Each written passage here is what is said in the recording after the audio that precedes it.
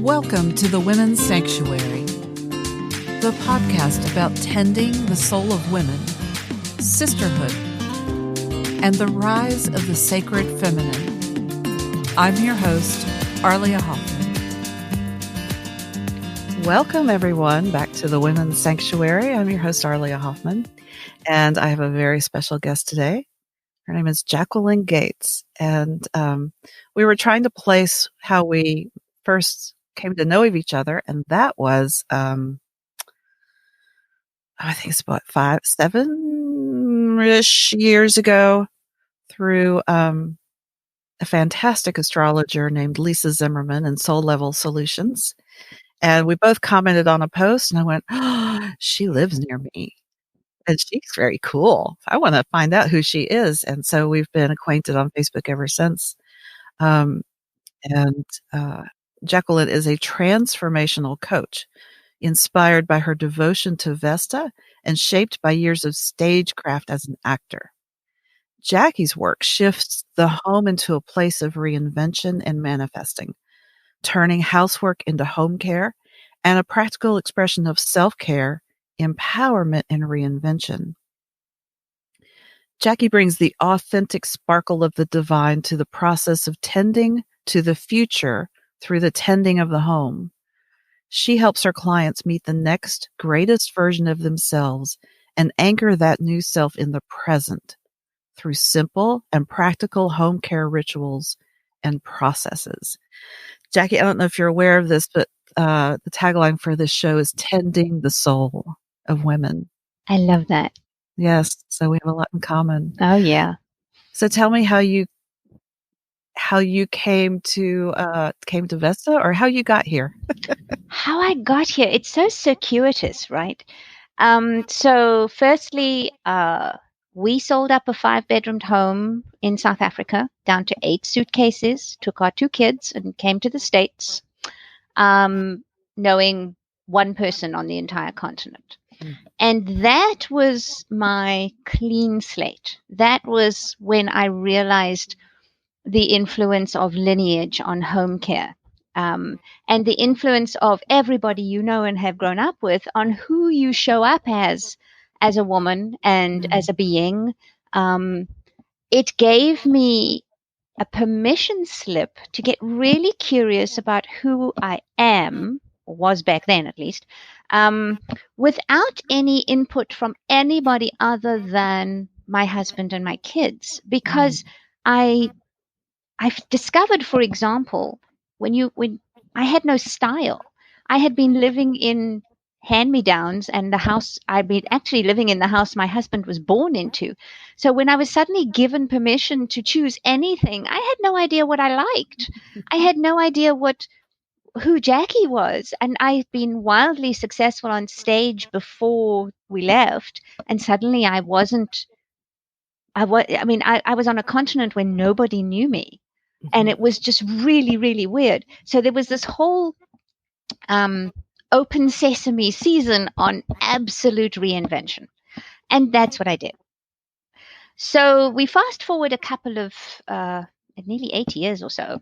And at this point, I am working at Barnes & Noble because I got myself into some horrible debt trying to do network marketing companies. And The Secret arrived, right? And that was my first indication of thought work and a spiritual aspect to who you become. It also kind of gave me the first inkling that I was the creator of my future, that I could co-create this, and that I could work on more than just the physical realm. If my thoughts became things, I was deeply aware of having to change some of my thoughts because I didn't want them to become the things I'd been thinking about. For example, staying in Minnesota for the rest of my life because I was damn cold all the time. So I immersed myself into the law of attraction. And one of the things that struck me most was the phrase act as if. right? And in the book, she says, if you act as if you already are who you want to be, you'll become it faster. And you were an actor. And I thought, oh my God, I know how to do that. So I decided that who I was acting as if was a role. I made a list of who this woman was. So she lived somewhere warm. She lived in a gracious house. I really wanted something grand. At the time, I was living in a split level 1960s house, which was very cozy but wasn't gracious. And I also wanted to be on stage again in a certain way. I knew I didn't mind. I just wanted to be in the spotlight, and I wanted to talk about all the things that I'd found. I also wanted my kid to be happy at school. He was about to not graduate. He looked like he wasn't going to graduate. And I wanted my husband not to commute. I wanted him to be able to work from home. So I started with this role creation of a woman who has all these things. I began to live as if, not just act as if, but live as if. So I began basically preparing to move because, the woman I'm becoming is moving. So I started preparing to move. That included decluttering. It included getting boxes. It included sussing out my stuff as to what was worth packing and what wasn't, and going through all that releasing. It included telling everybody that would listen that this was my last winter, all this kind of thing. But it also included the thought work. I had to catch myself in my beingness, because somebody who is your future gives you a different perspective on your present. And the analogy I always use is that if you buy a ticket and you watch the ballet from orchestra level, for example, you see feet and expressions and that sort of thing. But if you buy a ticket and you watch from the balcony, your view of the same show is completely different. Your perspective is different. And your future self will always have a different perspective on your present to how you look at it through your present self, or even through your past self. So, for example, my past self would have been absolutely amazed to be living in the States from South Africa. That was never a thought. But that's how my life unfolded. But my present self wasn't happy in the bit of America she was living, and she wanted something else, right? So there's this perspective change that comes from living as a being for whom time is not necessarily linear, but also spiral, because manifestation happens in spirals. We feel like we're back where we started, but it's that beautiful Native American proverb that you can't enter the same river twice. The reason is not just because the river changes, but because you are different. So in my work, I talk a lot about the esoteric beingness of you, and you can tap into that in the very mundane part of being a woman in the now. Yes. So yes, within 6 months, everything I wanted came to pass, and I was forever devoted to using my home as a manifesting tool. It grew out of that, and I just knew that people were getting half the information in this act as if instruction, because it is true, but then it leaves out the Hermetic principle of as above, so below, as within, so without. So you can change your insides in a nanosecond, but your outside's reality takes a little time to catch up. But we also know that if we change our outsides, our insides will be reminded of the shift we want to make. And that's the kind of nesting. I call it nesting because you're birthing another version of yourself. And there's so much baggage attached to housework and housewife and stuff. So I'm a house muse, and I talk about nesting because I believe that we can become who we want to be by being her at home. I love that. It's funny. That's you said birthing another version of yourself. That's what I call being a revolutionary woman. Right? Exactly. Bringing forth something new. And there's nothing more revolutionary for women than to reclaim their power at home, because that's very much a patriarchal thing. The patriarchy knew that menfolk function better when there's a woman running their lives at home. So what they did was make that mandatory. And they shamed us for having any kind of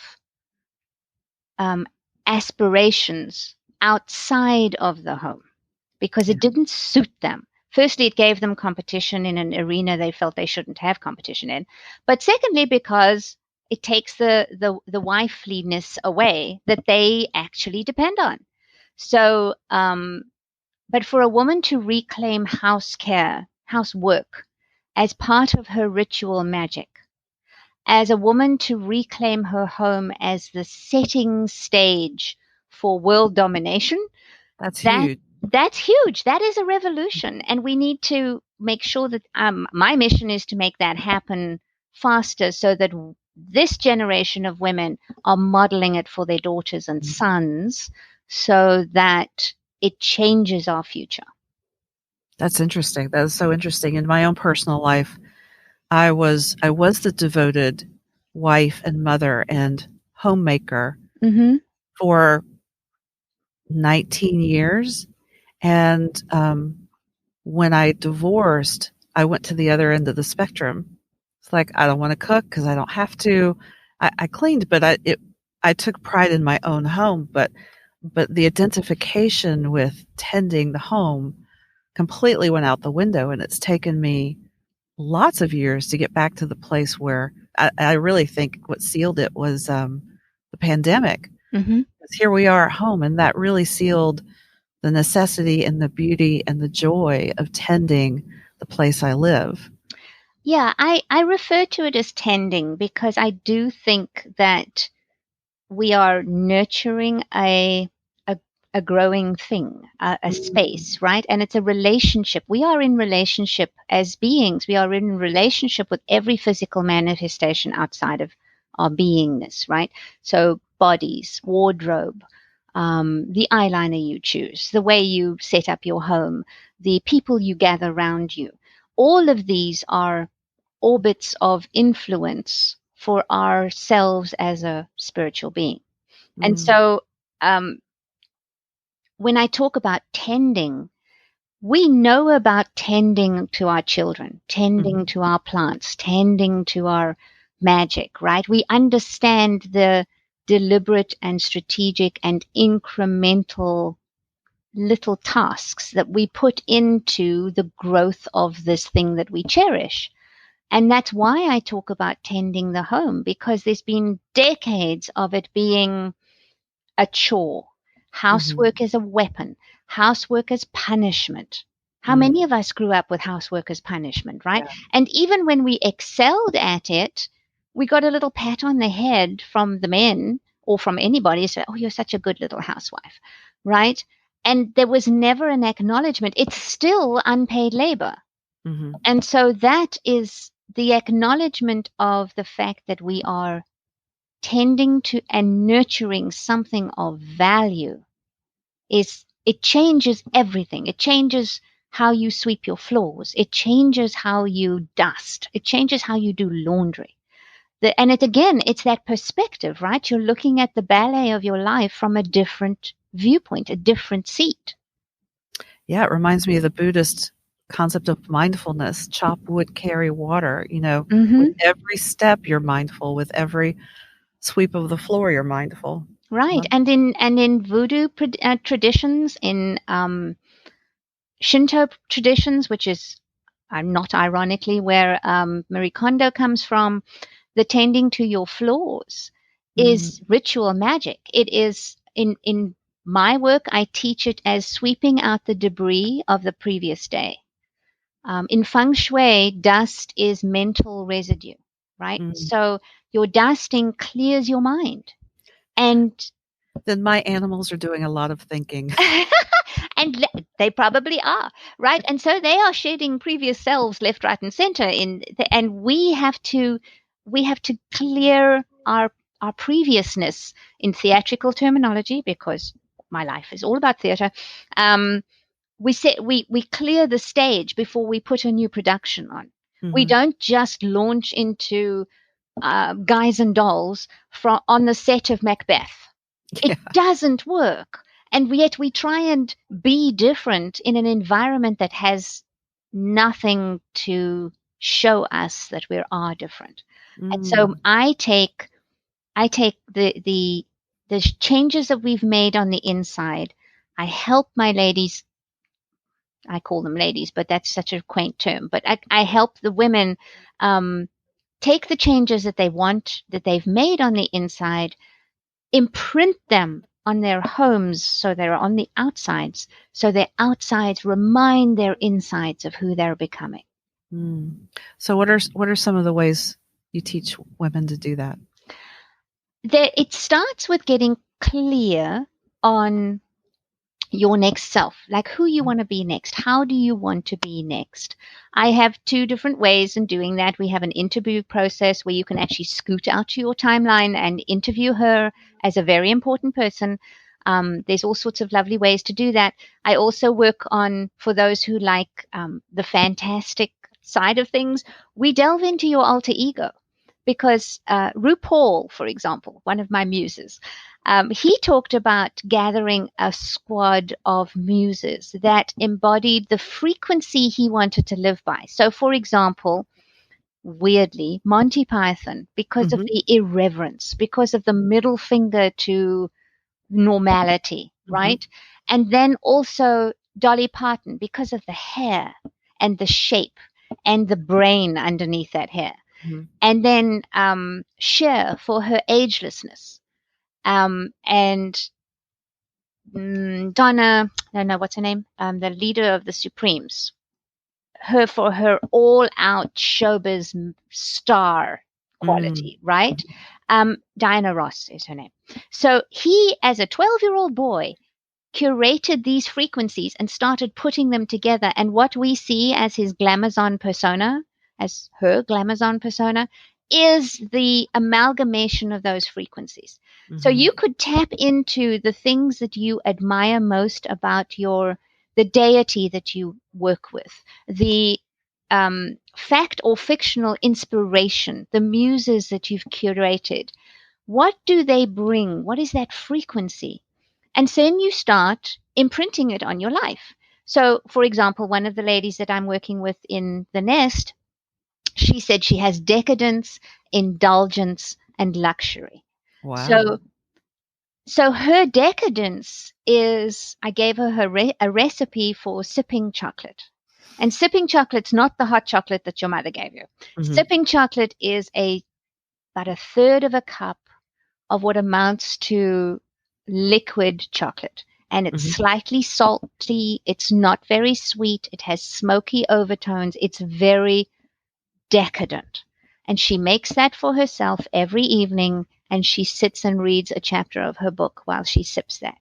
That is decadence and luxuriousness. And for a woman who has 2 twin 5-year-olds, those those little pockets of time of imprinting who she'll become are priceless, because they give her replenishment. They remind her that her present is not everything about her future. She's building a future, even as her present doesn't really reflect those frequencies. But tapping into them fills her well.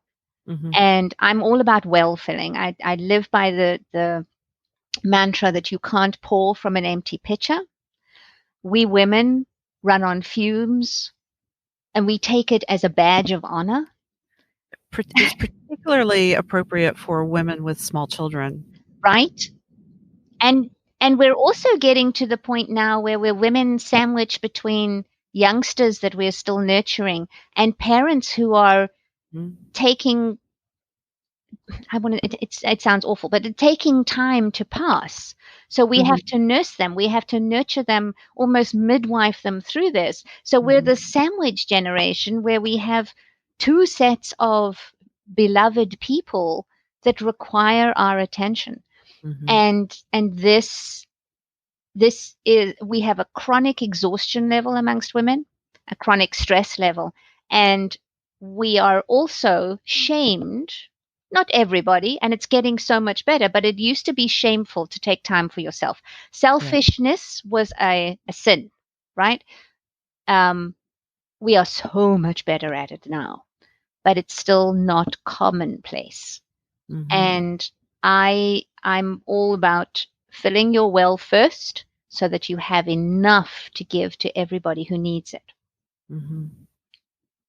Yeah, that reminds me of the theory of spoons. Yes, spoons. Talk about that a little bit, because I watched your evolution of thought around chronic illness and how to tend a nest regardless of your physical capacity. The spoon theory is an essay, and I can't for the life remember the lady's name, but you can, if you Google spoon theory, you'll be able to find it. And she wanted a metaphor, an analogy to explain to normal, in inverted commas, healthy people, how she functions within her fibromyalgia, within the chronic pain and the chronic fatigue that she was dealing with.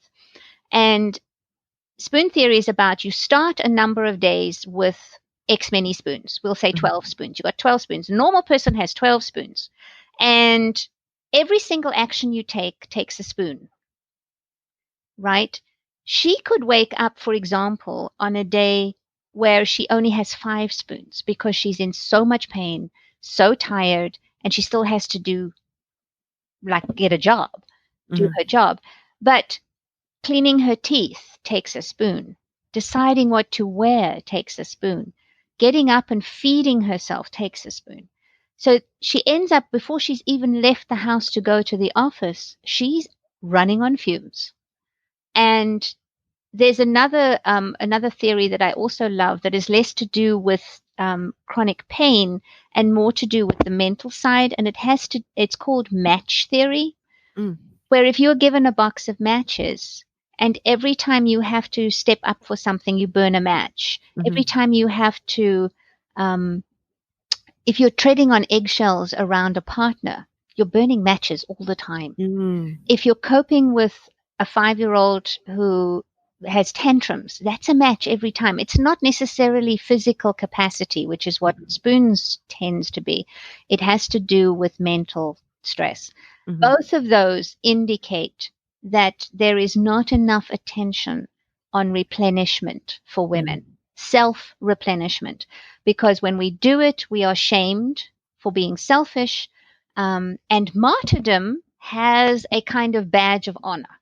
This, I am here for you, I will do anything, I'll move, I'll put myself second. Yep. Oh, dear God. Anyway, so my mother would tell me, because my mother was a very good example of not putting herself out. She was always said, I don't aim to be a good mother, I aim to be a good enough mother. And she would say, martyrdom will kill you. And I lived by that. And that was why I went on stage, because I knew when my child arrived, my daughter arrived, I thought I would be at home forever.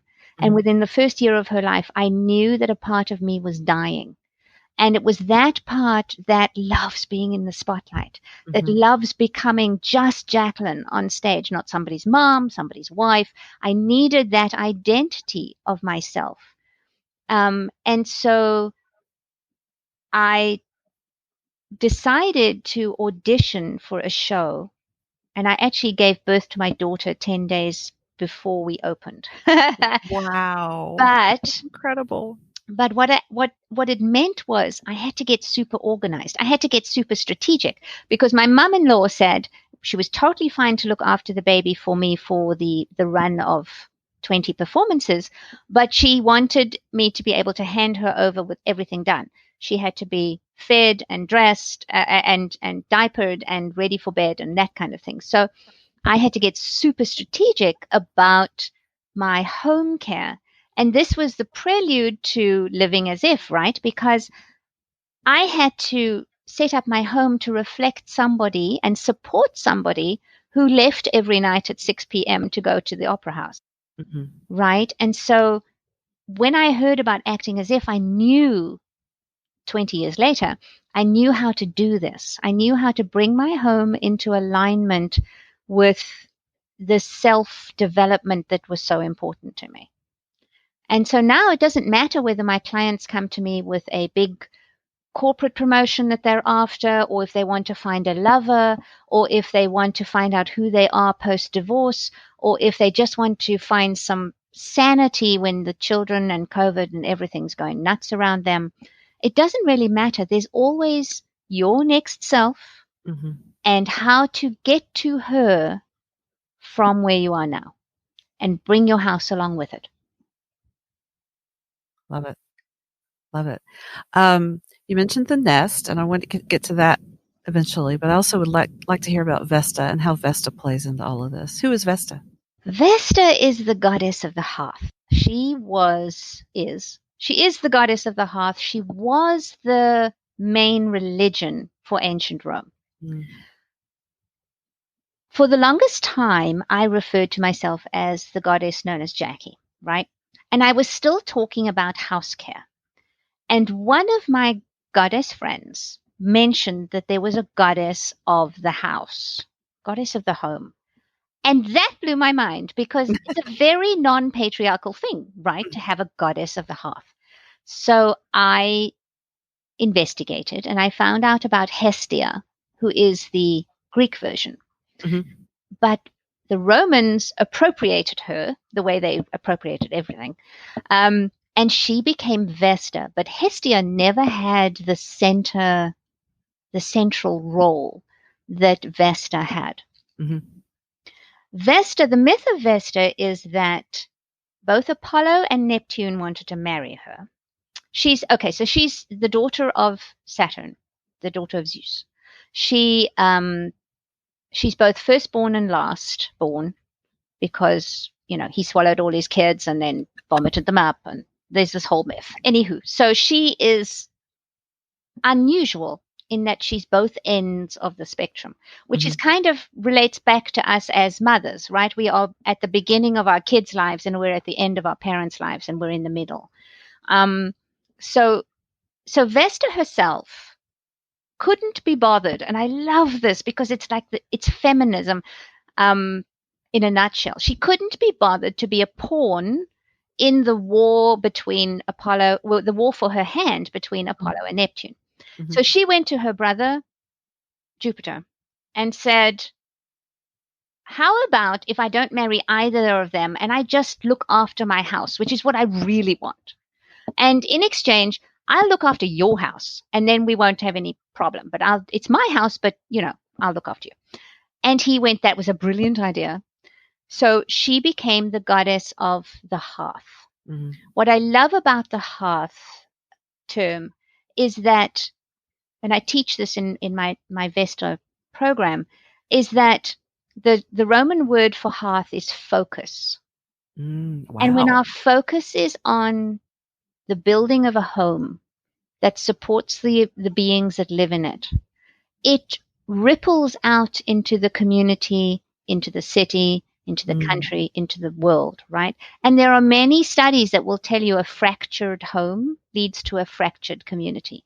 And we have been steadily, our homes have become more and more fractured, right over the past 50, 60 years. So, and it's time to heal that. Vesta, the Vestal worship, she was the first and only goddess to have her own seminary, her own college. The Vestal Virgins were usually 12, sometimes more, women whose focus it was, hence the hearth, to keep the sacred flame alive. Now, it's really interesting because we have this very patriarchal view that they were virginal. Mm-hmm. No sex. That is actually not true. It's a male telling of the story that's come through the Vestal Virgins were married to Rome. In fact, the Catholic Church took this idea and made convents where women were married to God, right? Oh, interesting. Yeah. So, but their focus was in keeping the sacred flame alive. Vesta herself is the sacred flame. She was never embodied. She is the flame, and she's the flame of life. She's the flame of civilization. She's the flame of home. We all gather around the hearth because fire is intrinsic to our civilization and our humanity. So these women were basically, they made a vow to make it their focus to keep the flame alive. Mm-hmm. The reason for that is because Rome believed that if the sacred flame went out, the empire was doomed. They believed that without the sacred flame, what it meant to be Roman would disappear. Mm. And so every woman who got married would and started a new home, she would go to the temple, she would light a taper from the sacred flame, and she would bring it into her house, to her own hearth. So every house in Rome was an extension of Vesta's temple. And it was an honor, not a drudgery. It was a priestesshood that extended throughout Rome. What was fabulous was when Rome turned Christian, right, and they tried to stamp out they actually extinguished the Vestal flame, and they annihilated the temple, and they disbanded the Vestal Virgins.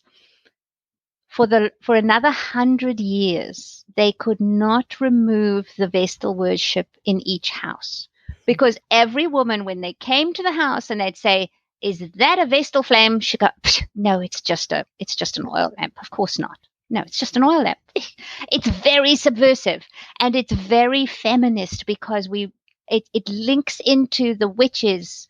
In the medieval times, who are going, "Oh no, I just make this poultice with herbs," and and no, it's not a puppet or an effigy. It's just a doll my kids play with. Yeah, it's like it is this subversive magic that runs underneath the mundane. And so Vesta opened this whole world to me.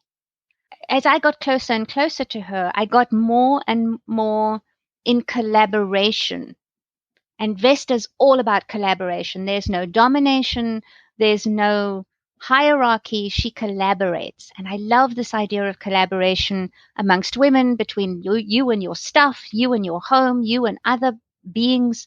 So this collaboration, I started nurturing it with a vestibule. That's where the word comes from. Vestibule in my foyer, right by my front door, because she is the guardian of the home as well, right? So I had this Vestal altar, and I started checking in with her daily to say, how do I work with this? How do I bring this idea outward? How do I live it? It was through that collaboration that I started talking about next and future selves. And then also she gave me 4 pillars of the work that I do.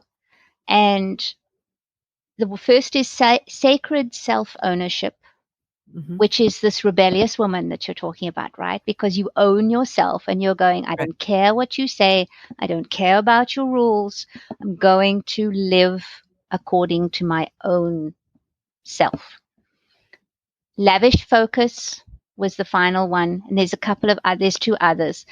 But when I teach this, it has deep and nuanced roots in witchery, not witchcraft, but the idea of being what it meant to be a witch, the goddess worship that got subverted and appropriated by the male deities, and monotheistic religions. This communion with your environment, the collaboration with your environment, whether you're talking to your plants, which for the longest time was a sign you were crazy. And now everybody knows that your plants do better when you give them sound, Yes. right? And then what you concoct in the kitchen, whether it's a meal that feeds your family or a broth that feeds your soul. Mm-hmm. These are this is the magic that lives in the mundane. But we've Yes. spent so long being told to focus only on the mundane, and that we kind of lost track of that. And I think it's coming back. I know it's coming back because Mm-hmm. I think we had to overcorrect. When we started become scientific, it's a very masculine thing, right? They started building microscopes and measuring devices and machines that allowed us to explore the back workings of our world, Mm-hmm. right?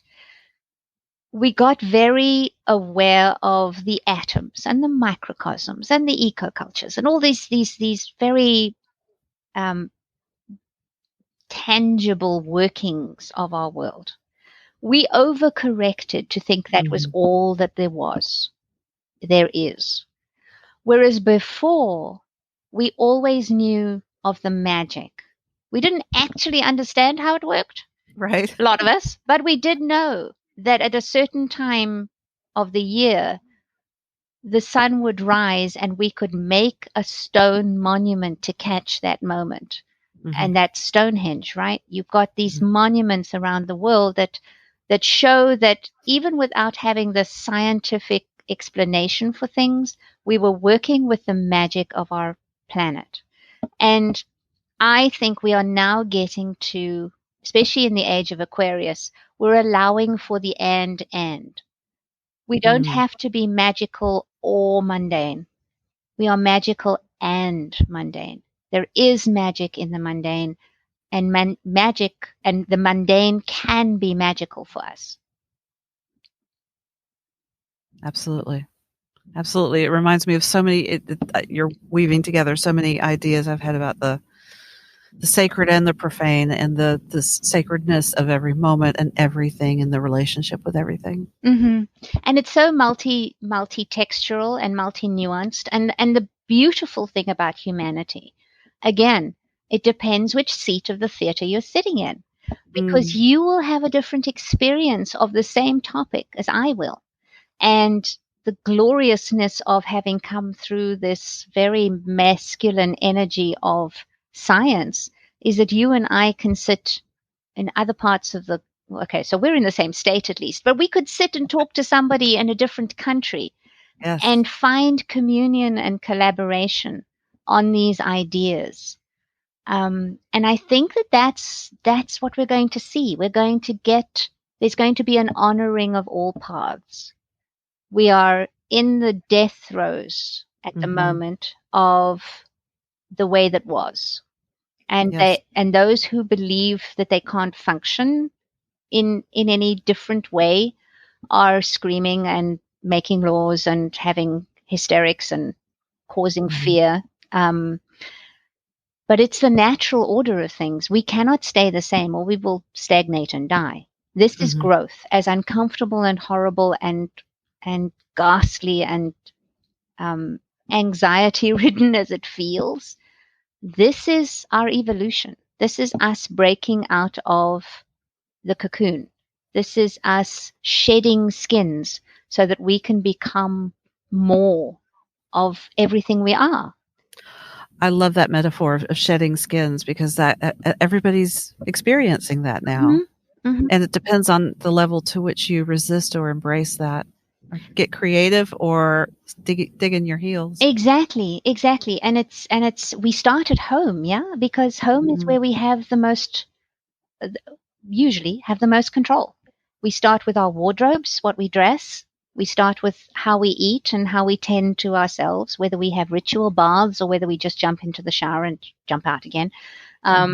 Whether we apply our eyeliner as a sigil or whether we just slap some lipstick on, whether we wear ornamentation that has significance, I don't have them on today because of the noise of the microphone, but I usually wear an armful of gold bangles.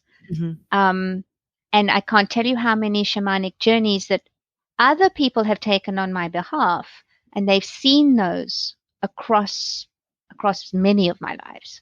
So when I wear them, I remind myself that I am part of a lineage, but without me, the lineage changes. And so there's this uniqueness that we have to honor, even as we're on a humanity. We share a path with 8 million other people. We are unique, and we have to, the more we smother the uniqueness, the oddness that we have, the weird, the more we smother that, the more we rob the world of getting to where it needs to be faster. I want to say that again. Something about the lineage changes if you aren't. If you aren't who you're meant to be, in the fullness of you, the lineage changes. Wow. You shape your future by every decision you make now. And so when you decide to honor your witchcraft, when you decide to be the odd one at the family reunion, when you decide to stop dyeing your hair, when you decide to go all out, in my case, all out on your glamour, and be usually the most overdressed person in the grocery store. That's me too. These are the things we do that add to humanity's path, and we shape lineage, because how we can't know. Sometimes they'll come up and tell you, but we can't know who we give permission to entertain a different thought, or wear their party dress just because, or stop dyeing their hair just because their mother said they should. These are the things that we can't know, the ripples that we create, but we have to create them because that's what we're here for. Yes. I love it. It's such a great way to approach integrity and authenticity, which are my words, to living out loud who you really are, and unapologetically. You've given us so much good stuff. Do you have something to offer in way of a particular practice that anyone can use? I think that the most pivotal practice you can have is to check in with your next future self. And the reason I specifically speak of your next future self is because invariably, when we start talking about our futures, we go all the way out to our most actualized, most potentialized, most fabulous, most accomplished selves, right?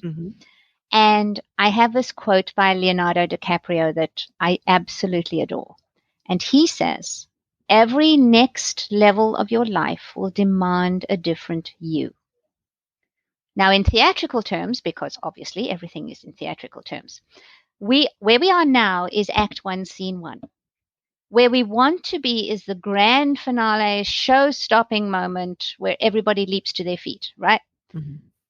Between then and here, there's a lot of versions of us, but we can't get over there too soon. We have to go through Act 1, Scene 2, Act 1, Scene 3, Act 2, Scene 1, etc., etc. So when you tap into who you want to be next, you are looking at not spectacular results, you're looking at progress. And this takes the pressure off our becoming more authentic, right? So if you scoot out to 90 days, with my clients, I always work in 90-day. There's a lot of history to the 90-day bubble container. If you scoot out to 90 days, what could be better?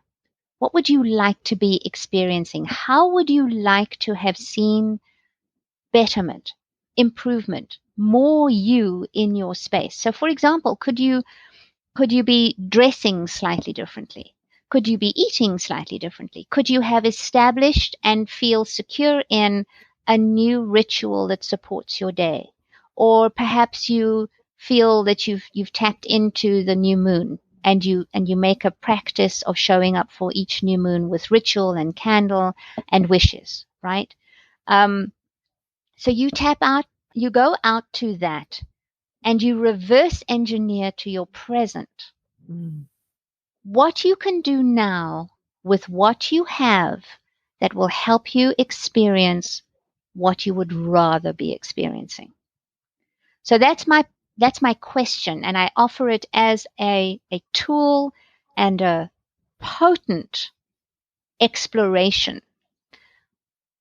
If you're writing things down, write this down. What can I do right now with what I have available that will scoot me closer to what I'd rather be experiencing? What this does is it puts you in your power. It assumes the inevitability of what you want, and it gets strategic about how to get there using what you have.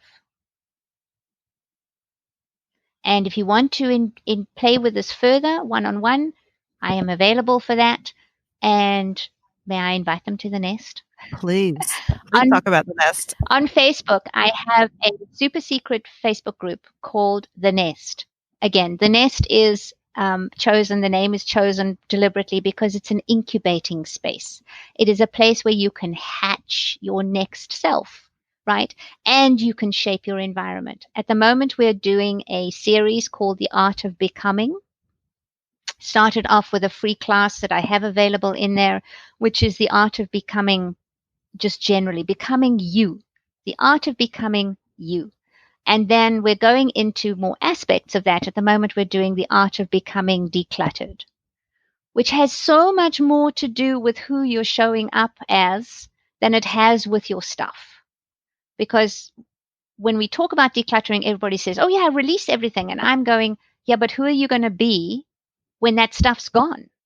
Who are you going to be when you've released all that stuff? And let's not even get into financial privilege that assumes everybody can just toss whatever they own.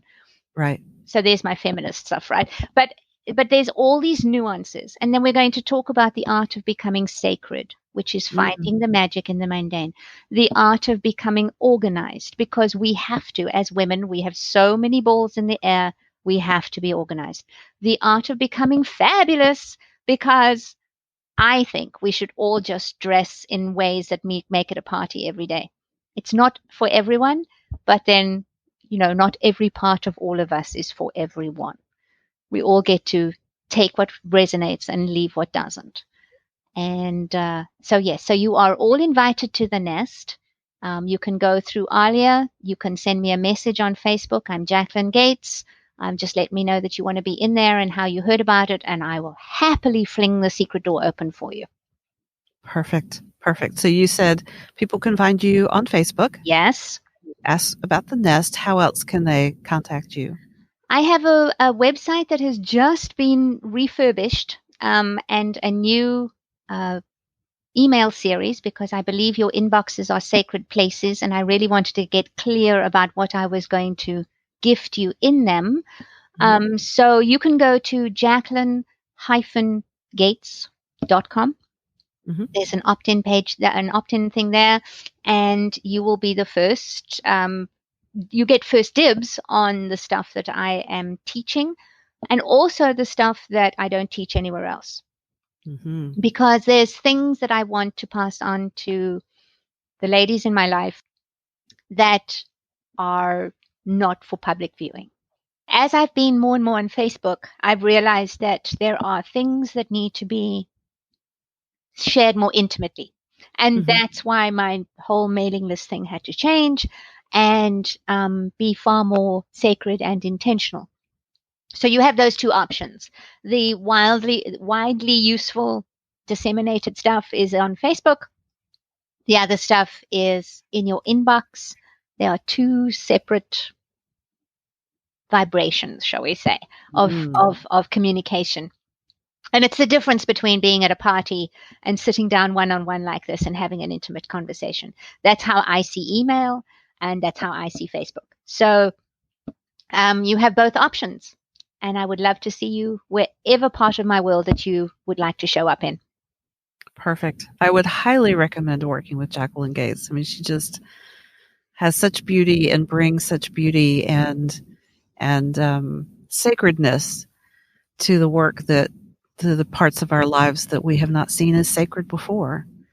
And I'm deeply grateful for you and for your work in the world. It's so needed.